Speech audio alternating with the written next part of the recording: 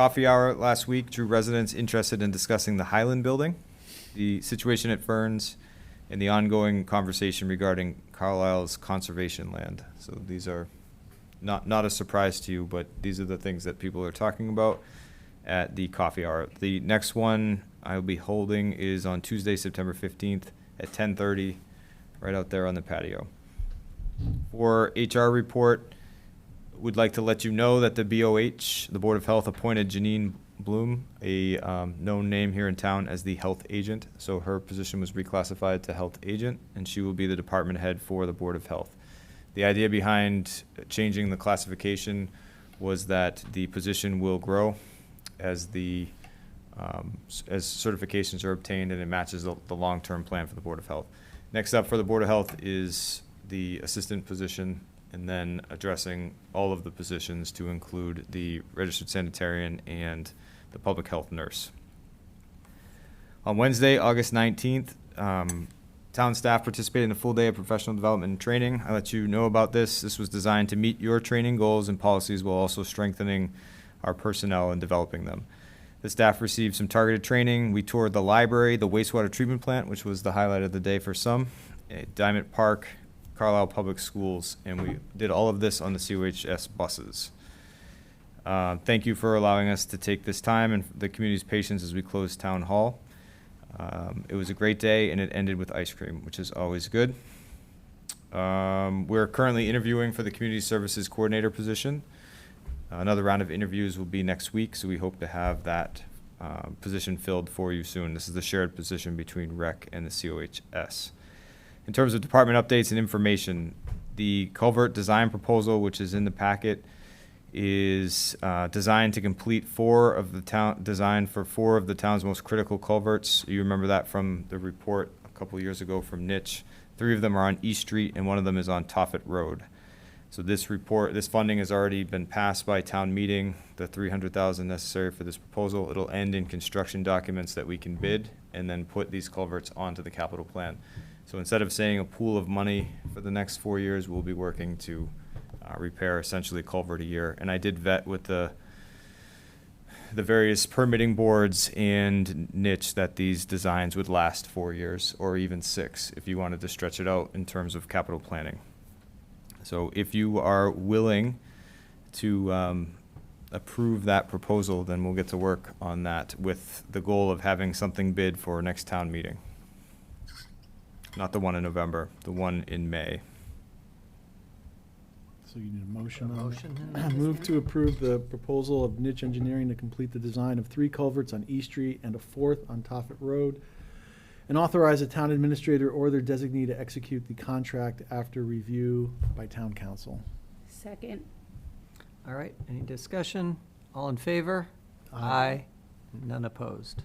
Okay, I already talked about our professional development day, but we're proud of that effort and proud of our staff.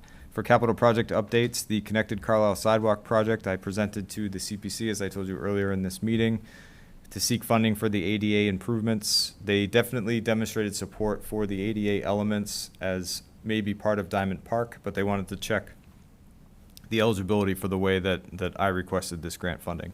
The reason for requesting this is we have $600,000 in grant funding. We're projecting the sidewalk project to cost about $900,000. This would help close some of the gap and allow us to do more work. But more to come. We're going to work with council to see what is eligible, work with the state to see if this is possible. And maybe it is, maybe it isn't, but it's definitely worth trying. For our annual road maintenance, this paving project is going to begin on September 21st, and we'll be providing updates to the community via our normal communication channels and coordinating with the school to make sure there's no disruption with buses. I've told you the list of roads that's happening many times now, and we're excited to get started.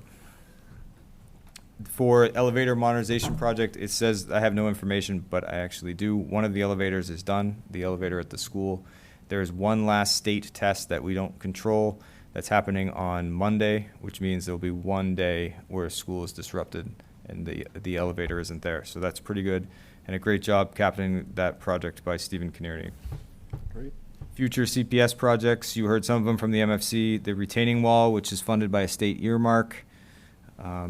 The classroom flooring, garage doors for the facilities and the main concrete stairway repair are all out to bid currently, and we're hoping to get all those projects done in the fall or early spring. Nothing new on your CPC projects. For building construction projects, I had a meeting today with the contractor, the OPM, myself, and we had a discussion about the end of this project. So it looks like it will be completed by November 1st, the day after Halloween. We are currently negotiating outstanding change orders, the cost to maintain staff there for the next couple months, and to make sure that anything that the committee deems needs to be necessary to be completed can be funded, and that's all within budget. So we believe that we will finish in budget, and it'll be 2 extra months, because today was the day it was supposed to be completed. So we're stretching it out a couple months. All of that's being vetted and conducted by your police station building committee. I don't have any firm numbers or updates yet, but that meeting did happen today. And we set a deadline of Monday to have that information complete. Other than that project is going very well and smooth. The construction itself is good, and I would invite a tour before it's finished so you can see the last before and after. Fire station renovation, construction has commenced. We know that very well in Town Hall because it is, it's great to hear things happening in town. You know about the public water supply. The committee presented to the Board of Health. The Board of Health said that it will be a public water supply. We made sure that we coordinated with the building commissioner that the project could be permitted while the well is converted to a public water supply, so that is possible. It's going to be a restriction that is placed on the occupancy and not on the permit. So the project is going to continue. There's a little worry that it might get delayed because of that, and it'll be a public water source. Why you should know this, why it's important, is it's going to eat up a chunk of your contingency, a 6-figure chunk of your contingency, closer to 100,000. But it is. Can I ask what the rationale was to make it a public water supply? Because the last information that the fire station committee had discussed and I thought presented suggested that it didn't meet the requirements to be a public water supply. So was it based on the numbers, or did the Board of Health just decide, like, what was that decision based on? The idea that it would be a community room was the crux of the argument. So you would have to make it not a community room for it to not be a public water source. Okay. An argument was made that it wouldn't hit the numbers over time, but I think it was always the case that if it was going to be a full-blown community room, that eventually there would have to be. Because I think the last I had been part of those conversations, it could still be a community room and it still wouldn't meet the threshold because you'd have to use it X many days a month. So it seemed like there was more leeway there, but it doesn't sound like that's the case. Yeah, I think, editorializing a little bit, the surprise was that this was going to be a further off decision and not a project requirement. Right. I think that was what the main angst at the meeting was, if there was angst. Okay. Okay, thank you. All right, at that same meeting, the Board of Health conditioned the library project on a Title V inspection as well. So that is being done, and this is a requirement of occupancy and not permitting. So all the projects are continuing, but the town staff is making sure that the public is protected. All right, for notifications, we did approve one sign. We did deny another. I sent you a note about this. So a sign was going to go up before the meeting. We had about 2 days' notice on this sign. It included language that suggested that certain political aspects was making times not great. So we thought that violated your policy of no political signs without an attendee in the Rotary. Normally, we would bring this to you for a decision, but there wasn't enough time. So we denied the request and told them that they should appeal to you if they disagreed with the decision. A quick question. I've noticed some political signs being posted on town land, like the side of roads. I'm assuming that's not really appropriate. Gonna get pulled up. So if it is town land, we pull it. if it's in front of someone's house. Right. And it's in the easement, we side on freedom of speech and allow the sign to stay. Yeah. It's in front of the cemetery. Is that where you're talking? Along 225, Yeah. you know, If, as long as it's in front of town land, it should not be there by your policy and should be pulled. okay.